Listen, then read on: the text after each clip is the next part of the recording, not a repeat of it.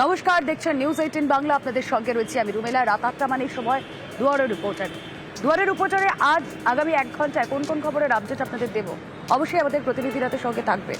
তবে দুয়ারের রিপোর্টারের শুরুতেই আজ মমতা বন্দ্যোপাধ্যায় কি বার্তা দিয়েছেন চলুন সেদিকে নজর রাখা যাক। লক্ষ্য একটাই, লক্ষ্য 26, আর তাই 2024-এর উপনির্বাচনের পর সংগঠন মজবুত করার লক্ষ্যে তার পাশাপাশি প্রচারের হাতিয়ার হিসেবে দলের ইতিহাসকে তুলে ধরা, এরকম নানা বার্তা আজ মমতা বন্দ্যোপাধ্যায় দিয়েছেন। এক এক করে বলুন সেগুলোতেই যাই। প্রথমত কালীঘাটে কর্মসমিতির যে জাতীয় কর্মসমিতির বৈঠক ছিল, সেখানে দলনেত্রী সতর্ক বার্তা দিয়েছেন, নেতাদের একজোট হয়ে লড়াইয়ের নির্দেশ দিয়েছেন।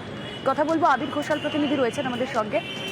আবির, একজোট হয়ে লড়াইয়ের নির্দেশ এখনো দিতে হচ্ছে, তার কারণ আমি যদি শুধুমাত্র উত্তর 24 পরগনার কথাই বলি, তাহলে প্রত্যেক দিন এমন কোনো দিন যায় না বেসিক্যালি যেখানে কোনো গোষ্ঠীদ্বন্দ্বের, কোনো অন্তর্কলহের খবর আমাদের করতে হয় না। রাজ্যের বিভিন্ন জায়গায় এখনও সেই অবস্থা। শীর্ষ নেতৃত্ব বার্তা দিচ্ছে, কিন্তু কর্ণপাত তো কেউ করছে না। দেখো, কর্ণপাত না করলে যে সাসপেন্ড হতে হবে এবং সেটা যে কঠোর হাতেই দেখা হবে সেটা বুঝিয়ে দেওয়া হয়েছে। এতদিন পর্যন্ত যে এক স্তরের যে শৃঙ্খলা রক্ষা কমিটি ছিল, আজকে 3টে শৃঙ্খলা রক্ষা কমিটি তৈরি করে দেওয়া হয়েছে, সাংসদদের জন্য, বিধায়কদের জন্য এবং দলীয় স্তরে অবশ্যই ব্যবস্থা গ্রহণ করার জন্য। শুধুমাত্র নির্দিষ্ট একটি জেলাকে কেন্দ্র করে নয়, বিভিন্ন জায়গা থেকেই কখনো কোনো নেতার বেফাঁস মন্তব্য, কখনো নেতার এমন কোনো আচরণ, এছাড়া বিভিন্ন মাধ্যম থেকে দলের শীর্ষ নেতৃত্বের কাছে বিভিন্ন নেতার আচরণ, কাজকর্ম সম্পর্কে ভুরি ভুরি অভিযোগ জমা পড়ে থাকে এবং সেই ক্ষেত্রে দাঁড়িয়ে কাউকেই যে রেয়াত করা হবে না সেটা আজকে তিনি বুঝিয়ে দিয়েছেন। এবং সেই কারণেই যে শৃঙ্খলা রক্ষা কমিটিগুলো তৈরি করে দেওয়া হয়েছে, তাদেরকেও বলে দেওয়া হয়েছে যে 3টি সোকজ তার বেশি হলেই যে নেতার কাছে যাবে তাকে সাসপেন্ড করে নেওয়ার সিদ্ধান্ত হবে, তার জবাবে যদি অসন্তুষ্ট হয় হচ্ছে দল। আসলে বুঝিয়ে দেওয়ার চেষ্টা করা হচ্ছে যে বিভিন্ন নির্বাচনগুলিতে তৃণমূল কংগ্রেসের সাফল্য আসছে, তারা জয়লাভ করছে। এই বিশ্বাসকে কাজে লাগিয়ে যদি কোনো দলের নেতা বা কর্মী তারা যদি মনে করেন তারা যে কোনো ধরনের আচরণ করবেন এবং সেই আচরণের কারণে দলের শীর্ষ নেতৃত্বকে বারবার বিব্রত হতে হবে, সেটা দল যে মেনে নেবে না এবং এটা যে দলের পক্ষেও শুভ নয়, সেই বিষয়টির বার্তাই আজকে বুঝিয়ে দেওয়া হয়েছে। এবং সেই কারণেই এই 3 স্তরীয় শৃঙ্খলা রক্ষা কমিটি তৈরি করে দলের কর্মীদেরকে, সর্বস্তরের কর্মীদেরকে সতর্ক করলেন মমতা বন্দ্যোপাধ্যায়। রুমেলা। আচ্ছা, পাশাপাশি উপনির্বাচন মিটতেই দলকে পথে নামার নির্দেশও দিয়েছেন তৃণমূল সুপ্রিমো মমতা বন্দ্যোপাধ্যায়। দলের সংগ্রামের ইতিহাস, এ কথা শুরুতেই বলছিলাম, প্রচারের হাতিয়ার হিসেবে এই দলের যে সংগ্রামের ইতিহাস তাও তুলে ধরতে হবে এবং অপরাজিতা আইন, দ্রুত অপরাজিতা আইন কার্যকরের দাবিতে মহিলা তৃণমূলের একাধিক কর্মসূচি। এই বিষয়ে আরও একটু জেনে নিই, আবির ঘোষাল রয়েছেন সঙ্গে। আবির, দেখো, জনপ্রতিনিধিদেরকে তো এর আগে বারবার ধরে বলাই হয়েছে দলের তরফ থেকে যে পরিষেবা প্রদানের মতো বিষয়কে ঘিরে মানুষের কাছে আরো পৌঁছানোর যে চেষ্টা তাদেরকে করতে হবে, তা জনসংযোগের ক্ষেত্রে যাতে কোনো ধরনের খামতি না থাকে। এর সঙ্গে মূলত হচ্ছে যে অধিবেশন চলছে, সেই অধিবেশনের ক্ষেত্রে কেন্দ্রীয় বঞ্চনা এবং মূল্যবৃদ্ধির মতো ইস্যুকেও হাতিয়ার করবে তৃণমূল কংগ্রেস এবং বছরভর এই ইস্যুতে বিভিন্ন সময় তৃণমূল কংগ্রেসকে আন্দোলন করতে দেখতে পাওয়া যায়। উপনির্বাচনের বিপুল সাফল্যের পর দেখতে পাওয়া যাচ্ছে যে এখন থেকে 26-এর কথা মাথায় রেখে রাস্তায় নামানো হচ্ছে দলের নেতা কর্মীদেরকে। সেক্ষেত্রে দাঁড়িয়ে হচ্ছে, যেহেতু আরজি করের ঘটনার প্রেক্ষিতে বিভিন্ন সময় মহিলা সংক্রান্ত বিষয় নিয়ে বারবার ধরে প্রশ্নের সম্মুখীন হতে হচ্ছে শাসক দলকে এবং রাজ্য বিধানসভাতে অপরাজিতা বিল পাশ করানোর পরেও তা আইন হয়ে এখনো পর্যন্ত আসেনি। ফলে এই বিষয়কে রেখে একদিকে যেমন হচ্ছে ব্লকে ব্লকে কর্মসূচি, তেমনি 10ই ডিসেম্বরের পর রাষ্ট্রপতি ভবনে যাওয়ার জন্য যে প্রস্তুতি তা তৃণমূল কংগ্রেস রাখছে।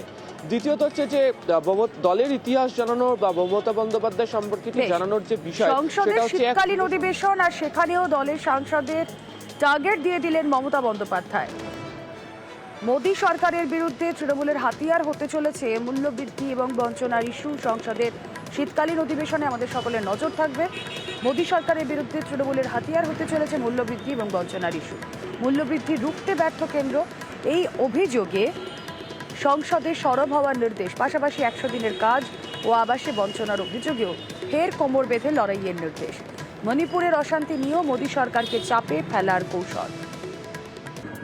শিক্ষক নিয়োগ দুর্নীতির তদন্ত যত এগিয়েছে, তখন প্রাক্তন শিক্ষামন্ত্রী এবং তার ঘনিষ্ঠ অর্পিতা মুখোপাধ্যায়, তার কথা আমরা কেউই না জানি। 857 দিন পর এবার তার জামিন মঞ্জুর হল।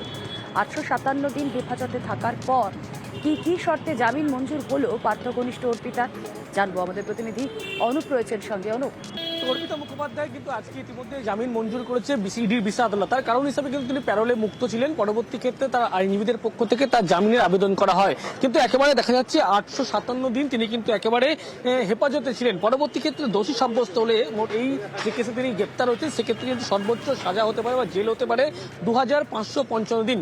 সেক্ষেত্রে 1/3 কিন্তু তিনি একেবারে সাজা অর্থাৎ জেল খেটে নিয়েছেন। সেক্ষেত্রে এখনো বিচার প্রক্রিয়া শুরু হয়নি, সেই কারণেই কিন্তু তাকে জামিন দেওয়া হয়েছে বলে এমনটাই জানতে পারা যাচ্ছে। এবং জামিন দেওয়ার পরবর্তী ক্ষেত্রে শুধুমাত্র বেশ কিছু তথ্য বলা হয়েছে।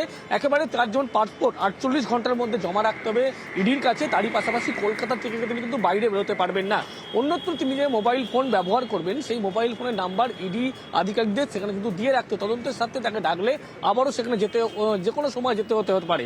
অন্যদিকে দেখা যাচ্ছে যে আদালতে যখন এই মামলার ট্রায়াল বা কেস চলবে সেক্ষেত্রে প্রত্যেক মামলা যে ডেট থাকবে তাকে কিন্তু সশরীরে উপস্থিত থাকতে হবে।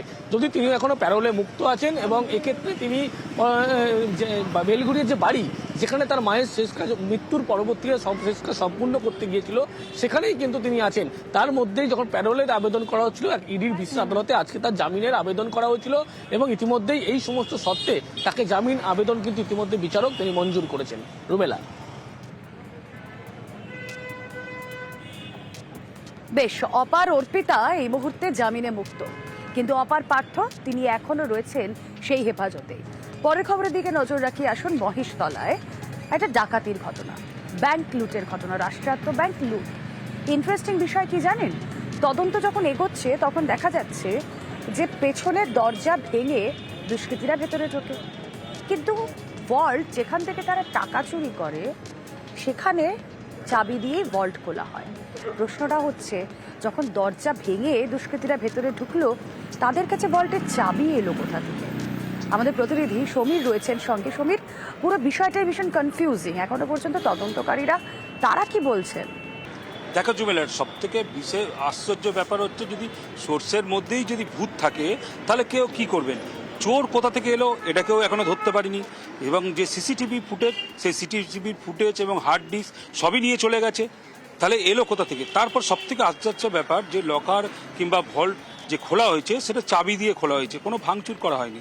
এবং যখন পুলিশ যখন লোক এসে যারা গ্রাহক তারা এসে যখন ঝামেলা করছিল তখন মহেশতলা থানার পুলিশ তাদেরকে আশ্বাস দিচ্ছিল, তাতেও হয়নি।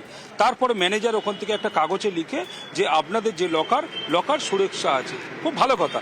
সেই লকারে তারপরে এখানে একটা নোটিশ লাগিয়ে দিয়ে চলে যায়, লোক শান্ত হয়ে যায়, কিংবা লোক এখনো যারা গ্রাহক তারাও একটু টেনশনে পড়ে যায়। কিন্তু সব থেকে প্রশ্ন উঠছে সোর্সের মধ্যে ভূত, এই যে চাবি পেল কোথা থেকে সেইটা নিয়ে যেরকম এখানে ডিজি এসছিল, ডিআইজি এসছিল এবং এসপি ঘটনাস্থলে এসছে, মহেশতলা থানার পুলিশ আছে, তার সঙ্গে তদন্ত করতে নেমেছে সিআইডি তদন্ত করতে নেমে বেশ কিছু সূত্র পাওয়া যাচ্ছে এখনো পর্যন্ত, এবং অনেক কিছু এখনো সূত্র বাকি আছে। এবং তার মধ্যে যেগুলো জানা যাচ্ছে যে এই যে কিভাবে এরা ঢুকলো, কোথা থেকে এলো, তার মধ্যে কোনো বাইরের লোক এসছে কিনা, সেই বাইরের লোক এখনো পর্যন্ত কাউকে কোনো সেই সুরাগ পায়নি। তাহলে আছে কে? এই ভেতরের লোকেই কেউ আছে। সেই জন্য চাবিটা কোথায় ছিল না ছিল সেটা সবকিছু এই যে দুষ্কৃতীদের কাছে এলো কোথা থেকে সেই চাবি। বেশ, অনেক ধন্যবাদ। যা যা ইনফরমেশনগুলো আছে সেটা আমরা খতিয়ে দেখছি, আর ইনভেস্টিগেশন আমাদের আরম্ভ হয়েছে। একটু ডিফারেন্ট অ্যাঙ্গেল আছে, যেহেতু ভাঙাভাঙি হয়নি, চাবিগুলো খোলা আছে, তো এইসব তথ্যগুলোটা আমরা খতিয়ে দেখে আমরা তদন্তে এগোচ্ছি। না, এখন ওই অ্যাসেসমেন্টটা হয়নি, এটা চলছে। এখন অব্দি কিছু শোনা বা বোঝা যাচ্ছে না যে কি হয়েছে ভেতর থেকে, এখনো ব্যাংক প্রতিষ্ঠানে কিছুই জানায়নি আমাদের কি হয়েছে। মানে আমাদের যা আছে সর্বস্ব ব্যাংকেই আছে, কোথায় রাখবো আর আমরা জিনিসপত্র কিছুই জানি না। বাড়িতে রাখলে বাড়িতে আলাদা একটা চিন্তা ভাবনা যে চুরি হয়ে যাবে, ব্যাংকে রাখলেও সেম, যেখানেই রাখছি একই জিনিস হয়ে যাচ্ছে আমাদের সাথে। খবরটা পেয়ে আমি নিজে বিপর্যস্ত অবস্থায় আছি, কেননা আমার যেইটুকু যা ছিল সম্বল হিসেবে আমার লাস্ট সম্বল আমার এখানেই ছিল। আজকে যদি কিছু হয়ে যায় জানি না আমি কোথায় গিয়ে দাঁড়াবো, আমি জানি না। আমি লোন নিয়ে টুকটুক করে আমি একটা ছোট্ট কাজ করি, কি হবে আমি বুঝতে পারছি না। যদি সেফ থাকে তাহলে তো আমার কপাল ভালো, আর কিছু হলে আমি কি করবো আমি নিজেও তো জানি না। আতঙ্কিত তো অবশ্যই।